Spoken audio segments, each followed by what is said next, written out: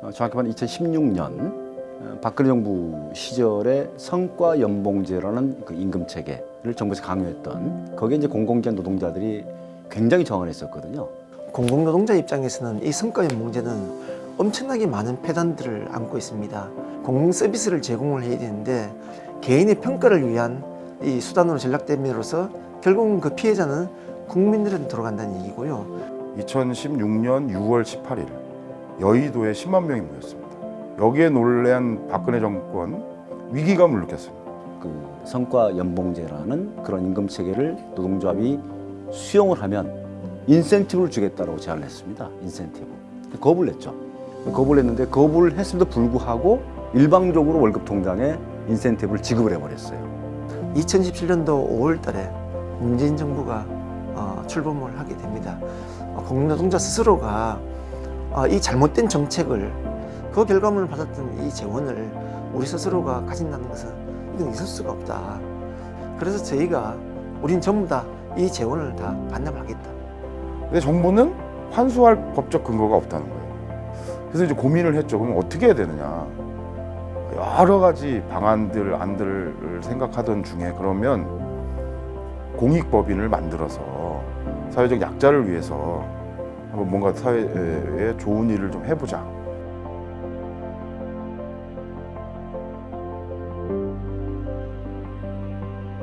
저는 좀 우리 사회가 워낙 이중구조 양극화가 심각하고 취약 노동자들의 여러 가지 어려움들이 많이 늘어나는 상황 속에서 공공기관이나 대기업 같은 노사가 자기들만의 문제로 노사관계를 풀어가기보다는 조직 외부에 있는 많은 취약한 사람들을 위해서 이 돈을 흔쾌히 쓰겠다라고 하는 얘기가 무엇보다 반가웠고요.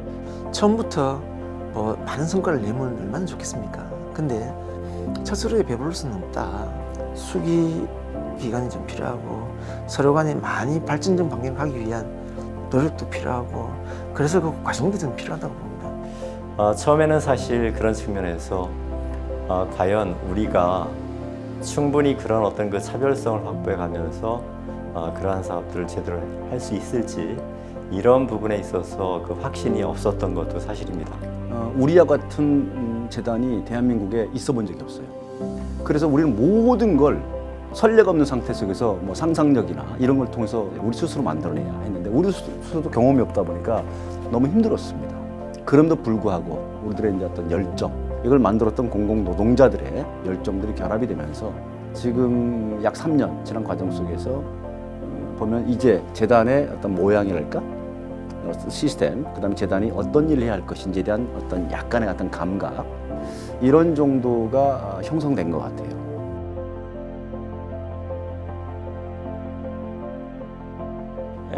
그 중에 이렇게 꼭 꼽으라고 한다면 직장갑질 일구가 참 저희가 지원하는 동안에 직장갑질에 관련된 법도 제정하고 다양한 사회의 어떤 그 반향을 일으키는 갑질 이슈를 부각을 시키면서 여러 가지 변화를 주동해왔던 것을 개인적으로 굉장히 칭찬할 만하다고 생각합니다.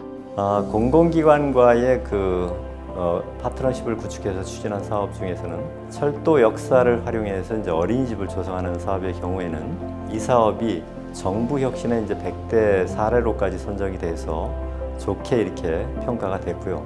창원 산단에 중소기업 근로자들의 그 작업복을 세탁해주는 그런 그 세탁소를 설치하는 사업을 시작을 했는데 굉장히 그 사업 모델로서 앞으로 전국적으로 좀 확산이 돼야 될 그런 그 사업으로 생각을 하고 있습니다.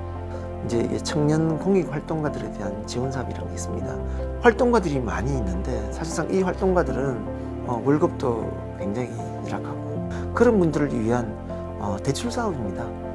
금리는 거의 그 최저 금리 가까운 하나의 주요 사업의 사례라고 저는 봅니다. 또 그리고 이병훈 이사님이 평소에 하시는 말씀이 씨앗을 뿌려야 한다는 말씀을 많이 하셨거든요. 그래서 전국에 있는 대학생들이 동아리를 통해서 창의적인 활동들을 지원하자. 그런 장학사업을 하자. 그게 굉장히 최초의 시도이고 굉장히 좋은 호응을 얻고 있어요.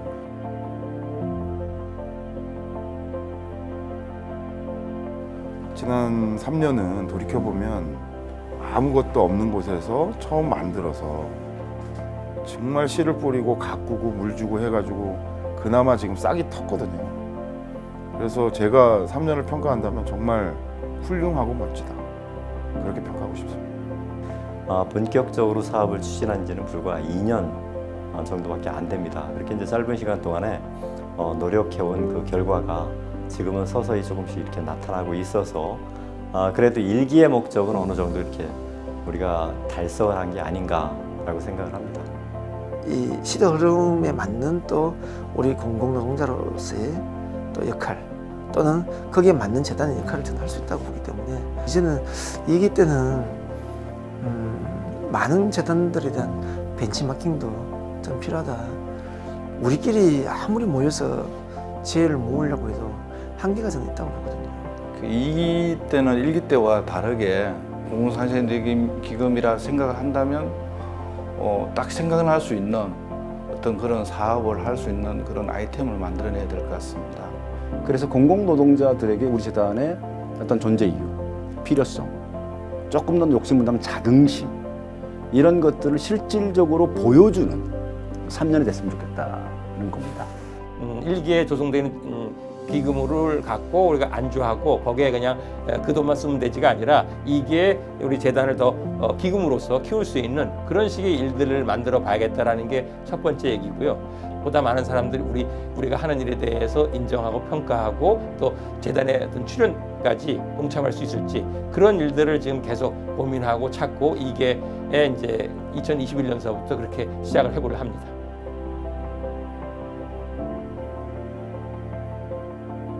그 10년 뒤도 마찬가지 아니겠습니까? 결국은 우리 재단이 지향하고 있는 그 핵심 가치들이 우리 사회에 전반적으로 이렇게 확산이 돼서 노동시장의 양극화를 좀 완화할 수 있는 그런 역할을 해갈 수 있는 재단이 되었으면 하는 그런 바람입니다. 다른 어떤 그 기금보다도 공공기금으로서 조그만한 곳에서라도 의미를 두고 노사가 함께하는 세계 유례없는 그런 기금으로 발전했으면 좋겠습니다. 이 오기산별 연맹이라는 부분을 더 넘어서서 더 큰 틀에서의 공공의 영역을 어떻게 보면 이제 좀 주도적으로 이끄는 그런 재단으로 아마 그때 되면 아마 더 상상 이상의 재단으로 이렇게 확대 개편되지 않을까라고 생각합니다. 10년 뒤에요. 규모로 보면 지금의 한 10배?